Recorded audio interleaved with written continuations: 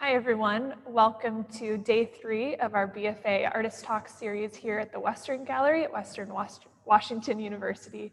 My name is Tammy Landis. I work here at the Western Gallery, and I'm pleased to be presenting this series to you so we all can be experiencing this exhibition that feels a bit out of reach for our community to be able to come in and access. But it's been such a pleasure to connect with these artists in person, and today we're here with Joel, who's going to share with us about his work here momentarily, but just a few logistical things throughout this talk. We'll be in conversation, talking through process, concepts, and then after about 20 minutes, I would love to open the conversation to you all if you have any questions. So during the talk, as you think of something, go ahead and type that in the Q&A, and my colleague Chris is going to monitor those on the other side. And when we get to about 20 minutes or 10 minutes left, we're going to go through some of those questions and would love to hear, what you want to hear a little bit more of in relation to Joel's work.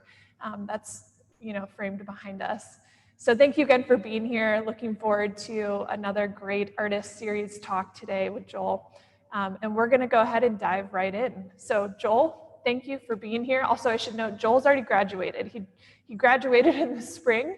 But because of the pandemic, this exhibition has been moved to the fall. So we're thankful for your time that you can come in today. And Joel has been, really great in thinking through this installation and how he wanted it to come together. So we're gonna dive right in. So Joel, welcome again. Thanks, Tammy. So tell us, are you a painter? Are you a photographer? What are we looking at? Our audience from far away may be a little bit, ambivalent of what is framed sitting behind us right now. Well, I always struggled with, am I a painter? Am I a photographer? The photography started as a way to get better references for my painting. Mm-hmm. But in the end, I'm an artist. Yeah. That's what I say now. After I kind of come to that realization that you're just an artist. Yeah. And what you're actually looking at in the work here is photographs that I took around the P&W here. And then I printed them in black and white on Epson enhanced matte paper, quite large. And then all of the coloring and the change to them was done basically spraying acrylic inks through an airbrush. Mm-hmm. And that was a pretty time-consuming process, the airbrushing, right? Yeah. So some people think that photography is an instant process, which is something that we'll talk about.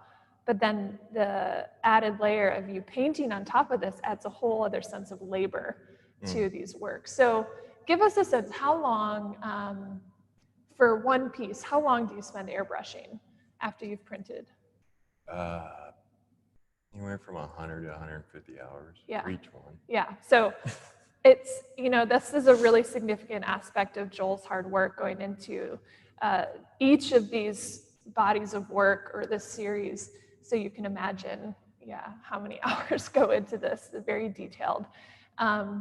So you're airbrushing on top of photography. Why airbrushing and why manipulate the photographs? Why take them that extra step?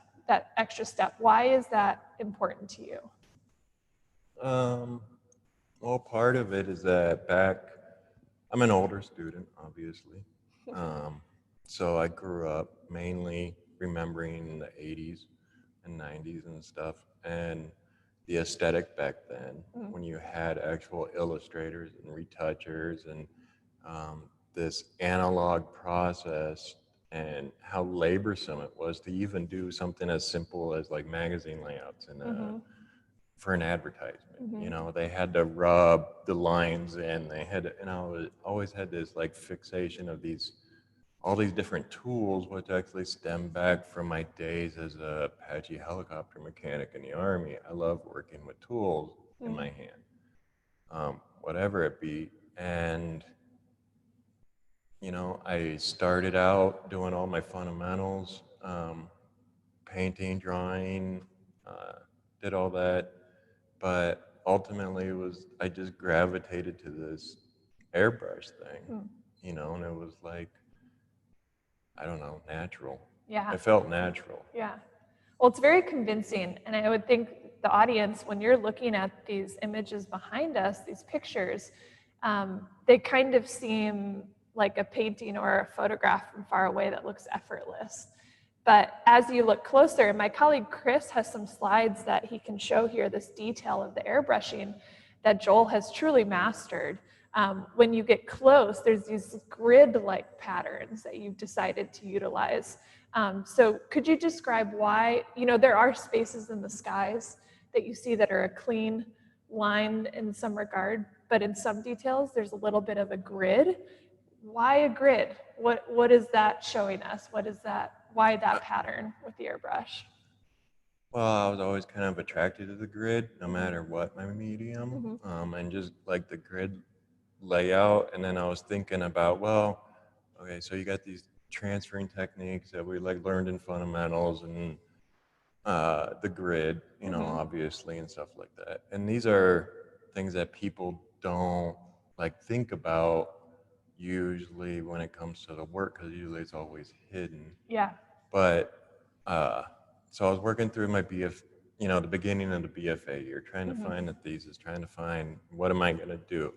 And I found basically an old screen door that we had taken off my house, and I ripped out the window screen and I started spraying paint through it because Mm-hmm. I'm used to using all kinds of different things, from drywall tape to, you know, fabrics to textile, you know, Mm-hmm. to create different textures. I'm Mm-hmm. really big into like adding textures Yeah. into my work. Yeah. And the screen, and this was like right before the lockdown, before like COVID was Yeah. really like everyone knew what COVID was. And I kept thinking this whole like the internet, it's a blessing and a curse. Mm-hmm. You know, we flip through Instagram and we see all these like wonderful pieces, but people barely pay attention to them for Yeah. more than a second and a half. Mm-hmm. And there's this loss of intimacy with the art, Mm. you know, in the digital age. And Yeah. I think it's important to, I guess, I don't know, keep our analog traditions and stuff. Mm. Um, That's great. So you utilize all these different textures and patterns to draw people closer to your work, to spend more time with your work, to kind of shy away from the instantaneous viewing of images, like you're saying, is so present in our culture. So you mentioned the word screen, right? And this, I want to talk about the title of this series. Can you share with us the title of this series and why it is that title? Yeah, it's called Looking Through a Screen, and it's obviously references the physical screen that I Yeah. use to make it, the digital world that we live in, and we're surrounded with screens all the time and Mm-hmm. experiencing life through our screens Mm-hmm. instead of, you know, in reality. Yeah. And I think more people should stop and appreciate things and not just supplement with screen time. Yeah. Because there is no way to supplement certain things. So that actually reminds me, when we had a studio critique, just you and I, back in January, which feels like forever ago, Joel had presented the piece that's on the far right, and I know that we have some details of this one, Chris. And there's people, and I think this is looking through screen 1 or 2, I can't remember. One. So you have a crowd of people looking at a yacht or a boat of some sort. And I remember you sharing with me how you wanted to dramatize the sky, as people were not even aware of the sky, of what you captured, and they're on their phones looking at a boat, and they're not even present with what's going on in nature. And that kind of reminds me to what you're saying right now, of capturing people not being present with nature. And then also these other works that you're wanting to re-emphasize nature. So share with us a little bit, about that photograph and its significance to this body of work. Well, that photograph was actually, at another art opening. There's actually curators and gallerists and all kinds of stuff that make up the figures in that piece. And oh, interesting. They're all like looking at the work, and then they're having their wine and, mingling and stuff. And all of a sudden, here's this big like tugboat that starts making all those noise, starts backing away from the dock, and everybody focuses on the boat because we're so used to PNW, and that's Anacortes. And I used to live in Oak Harbor at one time, like going across Deception Pass and all that. Yeah. These sites are breathtaking, and I've traveled the world. I've traveled almost every single state in the United States. And I think we take it for granted after like getting used to it, for seeing it every day. We take a lot of things for granted in our lives. And sometimes you got to stop and be like, we need to appreciate the little things, because if you don't, then you fall into this like deep depression of, oh, your life sucks and blah, blah, blah. But so that's, in essence, you're capturing this divide almost with man and nature and our appreciation of nature, and very specific to the Pacific Northwest, which I think is really applicable to our audience, who most of whom are here in Bellingham. And how often do we drive down Chuckanut as a route to get somewhere, but not even think about the scenery of what we're experiencing? And so maybe, Joel can remind us all the importance of putting that phone down and experiencing what's in front of us, especially during COVID, when we're looking at a screen so frequently. So I think your series is really hitting home during the pandemic, even though that wasn't what you were planning going into your BFA year. You didn't know you were going to be creating work during a pandemic. So on that note, tell us a little bit about how, going back to March until today, how has this BFA year wrapped up for you? I mean, what challenges did you face, and what was it like trying to finish this body of work when you weren't able to access campus or other materials? Well, for one, I think I was a little bit fortunate in that I have built up all of my own studio equipment that a lot of other students maybe haven't gotten yet or whatever. So I always had this plan of continuing on like self-sufficiently, because I painted before I went to school, and most people just paint their assignments or draw or whatever. And I'm always one to just I got to keep going, because I tell people it's like the VA commercials. It's my way of recentering myself. It's my way of like taking pause out of this like busy life and stopping, and the only thing that matters is this and this, Right. the 6 inches between you and the work. Yeah. And it just, lets my mind rest. And Great. So you've been able to have a little bit more of a consistent experience because you were already working from home, so it didn't impact you as much that you weren't able to come on campus. And I don't even know if you had a studio space on campus. I did, but I kind of gave it up. Yeah, you were using your home space. Well, that's, in some regard, I'm thankful that you had that space at home, that you were able to kind of continue in your pattern. So something I want to share or talk through with the audience that they can hear is your thoughts in regards to how this was installed, because I think it's a really powerful aspect of what you were thinking about. And just as a reference for our audience, when an artist is making their work and they know it's going to be in an exhibition, there's a whole other element to consider how it's installed and how it's going to be experienced. And from the very beginning, Joel was very on top of, some thoughts of how you wanted it to be displayed, to portray the concepts that are really important to you of this hyper-realism and realism, but manipulated realism in some regard. So can you share, some of those stipulations that you had mentioned and how, if people were here, they would be experiencing the work? Well, for one, I wanted distance from the initial, I guess, opening that the viewer has to the work, so that they look at it Like in the the back of the pathway pathway leading up to it, because it just looks like landscape photographs or something that were like really god awfully done with HDR or something, right? And they would be like, well, why is this taking up like this huge space in this gallery? What makes this work like that important? And then as they get closer and they start realizing, the image starts breaking down, and then they start seeing the squares and a lot of the detail, like the water and the skies and stuff. There was no detail in the original photographs.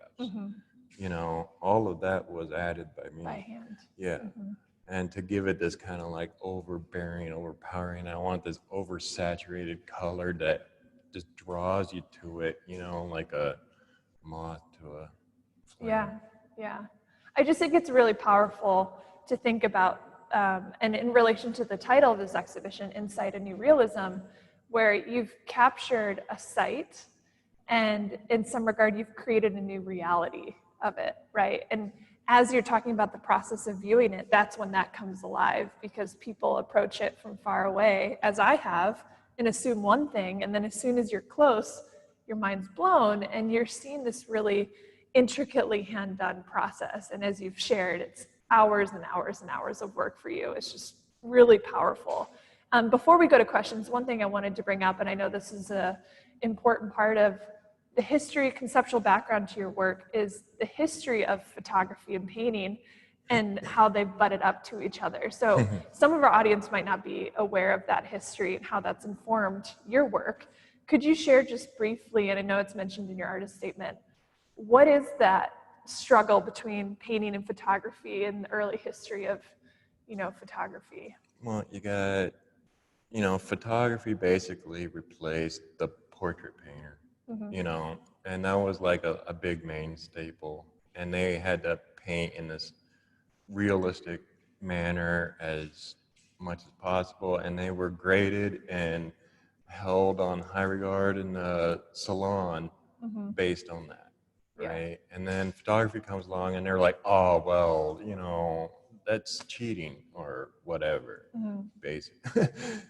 So painters kind of like look down on photographers as they don't have the skill to do it like that. Yet at the same time, photography didn't really take away, but it freed a lot of artists to, all of almost contemporary art wouldn't have happened without that advancement in technology.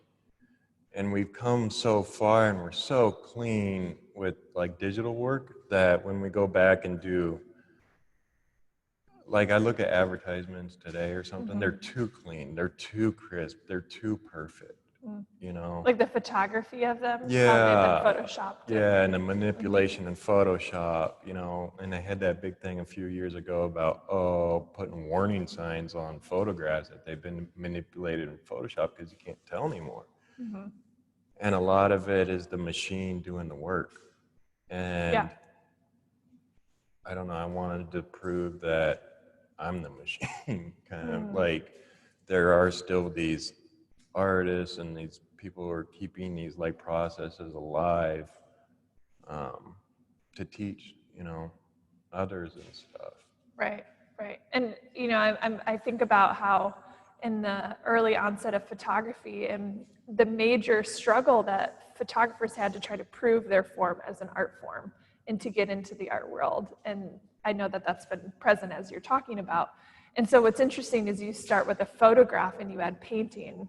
whereas painters would use photography as a means to make a hyper-realistic painting, kind of vice versa. So I love that you've taken a realistic photograph, but then you manipulate it with paint on top of the surface, and you bring those two together, and it creates a really interesting dichotomy of the history of photography within the art world, which I think is still changing, especially in this digital era, right? Yeah. And I know that's something else you've mentioned is how we all have access to cameras. We're all able to take similar pictures. So your work pushes that a little bit further. Like you have your own identity on this process of what you're able to accomplish. Something else I wanted to point out, you've mentioned the artistic process of pointillism.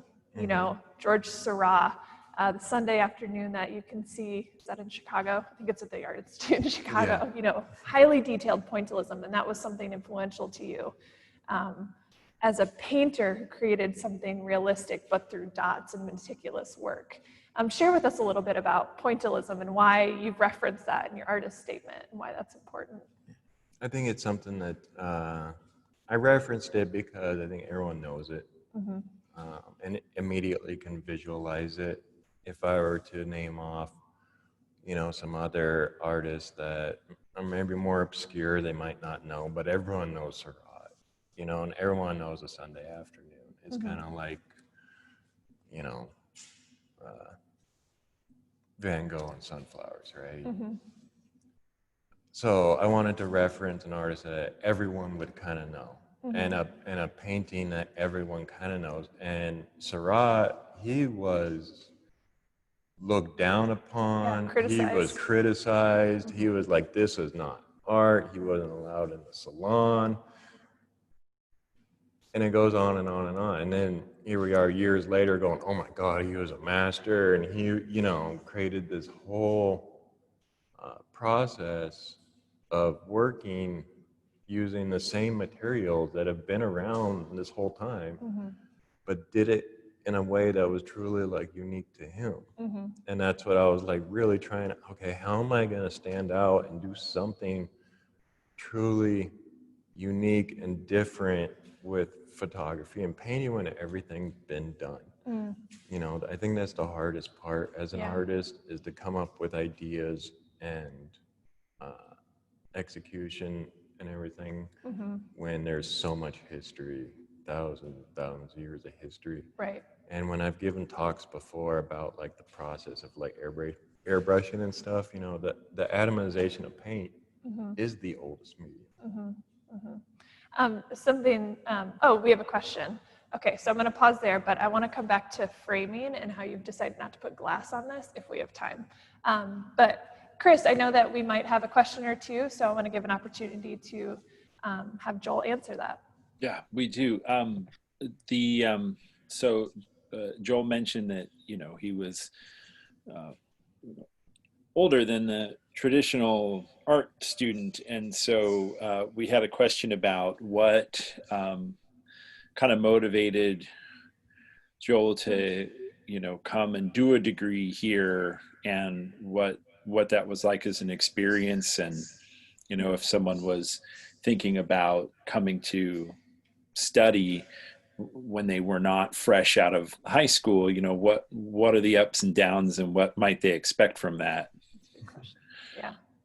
That is a good question. It's funny is that I've heard it from other people before they go through a formal art program that, well, I can already draw and I can already paint, and I've been doing it for 20 years, and I had like 15 plus years under my belt before I even started school, and here I am 7 years later. And I think no matter who you are, as long as your mind is open to listening to your instructors, to listening to your peers, there'll be new ideas and influences and the history of art that I didn't know, that I was really weak on. And I think that informed my work more than anything. I would say of all the artists in this exhibition, you're the most in tune with the history of art. So that's really powerful to think you wouldn't have experienced that. You would have just making your own work, but it informed a whole different aspect to your work, Yeah. right? Yeah. And then to be able to, defend it as well. Yeah, absolutely. And you've become very articulate on that process in the history of photography and painting. And it's so fascinating. Your artist statements, I know they were really long originally, you've really condensed them because that has been so important. But to have so much lived experience, what you're creating in your work is very personal to you, and what's, to photography and why it's important for you to represent it in this way. I think your lived experience is very clear in your work as well, and it makes it very dynamic for a variety of audiences in different stages of life. I know we have another question. Go ahead, Chris. Okay. With the manipulation of the surface of the photographs, did you also want to point to the effects of human behavior on the natural environment or on those natural habitats? That was an underlying influence. I had studied all my fundamentals and everything at Skagit Valley College, where Mary Iverson is department head and the painting instructor. And if you're familiar with her work, she paints, these shipping containers that have exploded onto the landscape and kind of tainted it, right? So there's this, again, the struggle between the man-made and the natural. Yeah. And that also references why the screen and the grid, right? Because I want it subtle, but it stands out enough against a natural background to know that there's mankind's influence on our environment and stuff, and things like global warming and all the other environmental factors that we're facing right now are very important. Yeah, the dichotomy of man and nature it seems to be present even in works that I know, other works that you have. Sometimes it's just nature. You don't see any manipulation of man per se in it, but when you have the boats and the docks and the people, it changes with every work that you have. But definitely the manipulation of nature and man, it seems from our multiple conversations, that's been an underlying, aspect of your work. So before we close, I wanted to share or talk through a little bit, because in the presentation of your work, most people will frame a photograph and put it under glass.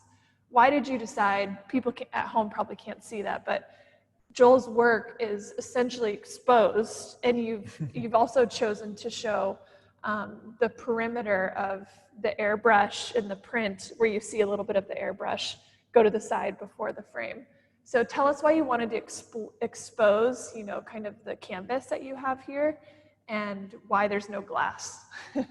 Well, I wanted to expose the edge of the frame, so to speak, and the bleeding off of it, so that there's a clue that this is not just a photograph.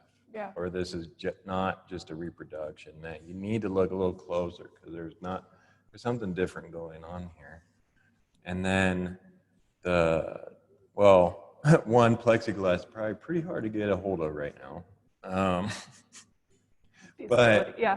I've always not framed, or I've not framed my paintings. Like if I paint on board, on gessoed board, I like them to hang naked. I like the overspray on the edges. And I didn't want any reflections or anything to come between the viewer and the work. And I wanted people to be able to lean into it, really lean into it and see it without anything changing it. Yeah, yeah. Because glass is so reflective, and you can't control that as the artist of the light in the space. And you have, there's other artists in here, some of your colleagues have animation or videos that could be projected on the screen. And so I think that's something really significant, what it says about you as an artist, that you really want to expose the materiality of your work and the physicality of this process beyond the photograph. Putting a glass or plexiglass frame on it, most people expect, but you've taken that away. And I think it's created a really robust experience On that, with and the the white work. frames and the thinner Yeah. frames, I want it to kind of look like windows, you know, Yeah. to some weird outside like world. You know, Yeah. you'd think the gallery almost have windows in the back of it, but Right. it doesn't. Yeah. Um, And the scale of how big they are, they do feel like windows. yeah, You know, it does feel like you're looking and peering in. These are lenses into a larger space behind, beyond. and again, like art history, and even like, you know, recent history, you know, Banksy's like, you know, put it in a giant gold frame and Yeah. it'll seem worth more than what it is. Mm. And I don't want to put it in a giant gold frame and add worth to my work. The worth is in the work. Mm. Yeah, that's a really great point to end on. You know, how as a society we value work, and it's dependent on its presentation. But I think what Joel has offered us here is a different perspective, a new reality of how to experience these two-dimensional works that bridge photography and painting. So I hope that, you know, seeing some of these details for those of you in the audience has really helped convince you of the manipulation and the hyperreality, and also the skill set of Joel in accomplishing, you know, this work that from far away looks like one thing, but as you move closer, you're transformed as the viewer into a completely different space from what you saw at 25 feet away. So thank you all. We're going to wrap up this series. We're right at time. But thank you for being present today. Thank you for your questions. Thank you for helping support the Western Gallery, but more importantly, artists like Joel, who've completed their BFA project in a very tumultuous year. So congratulations to you, Joel, in getting this work done and completed when a lot of the routine of the BFA year was kind of uprooted from you. So it shows a lot of your hard work and your perseverance. And I know as a representative of the Western Gallery, it's such a pleasure to have your work and your ideas. And it's nice to talk through all of this, especially with an audience today. So if you would like more information about this exhibition, please go to our website at the Western Gallery and click on the information for Insight and New Realism. Also, you can see my information on the website if you want to contact me with questions about Joel's work, or Joel, if you wanted to share your website. Oh yeah, it's real simple. It's my name. So joelaparicio.com. You can find previous works. I got 2 sections, photography and painting, and a little bit more about my process. There's also some videos on there of me actually like putting in, you know, work on these. Mm-hmm. And then my Instagram is actually at Fine Art Airbrushing. At Fine Art Airbrush, great. And are your works for sale? Are you selling mainly, these? yeah. Yes, great, okay. So if you would love to support Joel, these works could be available to you, but you could reach out to Joel or myself for more information. Thank you all for participating. I hope to see you at some of our other artist talks. We wrap up the series tomorrow with 2 different sections of talks. But enjoy your day. Thanks for being a part with us today.